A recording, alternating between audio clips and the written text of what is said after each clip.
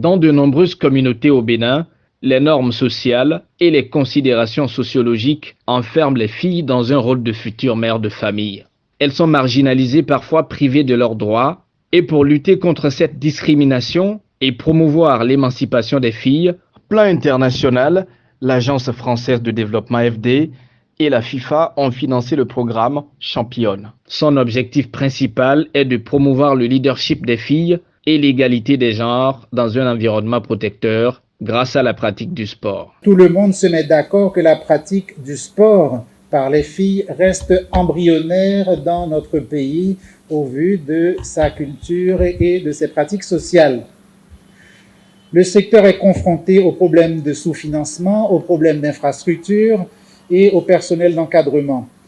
Toutefois, malgré l'existence d'une bonne pratique du sport chez les jeunes en général, de nombreuses filles sont toujours laissées pour compte et n'ont pas accès facilement à sa pratique régulière.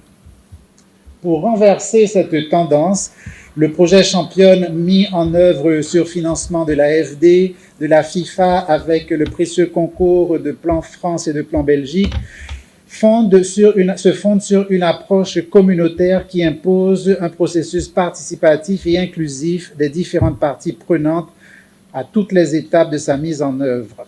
Le projet entend favoriser l'émancipation des filles et jeunes femmes à travers le renforcement des capacités par la promotion du football féminin et la pratique d'activités sportives. Et ce projet permettra de contribuer à l'émancipation des filles en renforçant leurs capacités et en les dotant d'un certain nombre de compétences de vie, notamment la confiance en soi, le leadership, et en luttant également contre un certain nombre de stéréotypes qui sont constatés au niveau de nos sociétés et qui freinent l'émancipation de la fille de manière générale. Mais également, nous allons travailler avec un certain nombre d'acteurs communautaires, et à commencer par les parents, et également les leaders communautaires, que ce soit les imams, dans les églises, pour que tout ce panel-là puisse contribuer et lutter contre les stéréotypes au niveau communautaire. Et enfin, nous allons travailler à mettre en place avec les acteurs institutionnels, que sont les préfectures, que sont les mairies, que sont les structures décentralisées de l'État, à mettre en place un cadre protecteur pour ces filles-là, en leur permettant de pouvoir prendre des positions publiques pour accompagner le travail que nous faisons et libérer les filles-là et contribuer à leur émancipation. À l'issue du processus de recrutement, l'ONG Sud-Nord Action a été sélectionnée pour conduire la mise en œuvre du projet sous la direction de Plan Bénin. Nous sommes chargés de l'exécution des activités sur le terrain.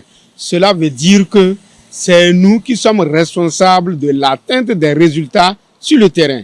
À une semaine du lancement des activités du projet, Plan Bénin a initié à Boïcon un atelier de planification afin de permettre aux acteurs impliqués de s'approprier le contenu du projet avec à la clé l'élaboration des documents de planification. C'est un projet à base communautaire et à un processus participatif qui doit impliquer l'ensemble des partenaires à chaque niveau et à toutes les étapes de son processus de mise en œuvre.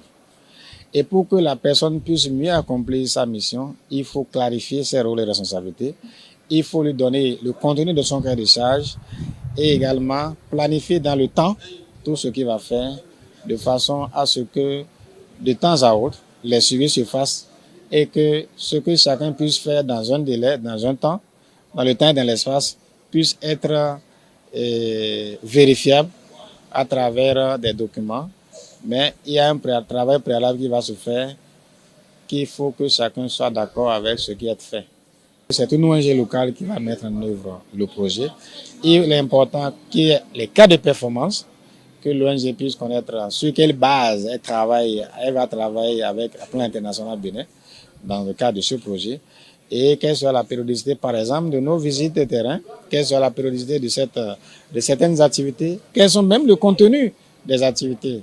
Et également les bénéficiaires, comment identifier les bénéficiaires. Donc, l'identification des bénéficiaires est un point important. Les critères de sélection, le processus de sélection, les outils de sélection et également les personnes impliquées dans la sélection de ces bénéficiaires. Il est important de définir un cadre harmonisé pour que chacun des acteurs puisse se retrouver dedans. Les bénéficiaires sont des élèves et apprentis issus de 60 associations sportives, de 60 villages disposant de collèges d'enseignement général et répartis sur 12 communes dans les départements de la Donga, de la Takora et de la Libori. Le projet prend fin en décembre 2023.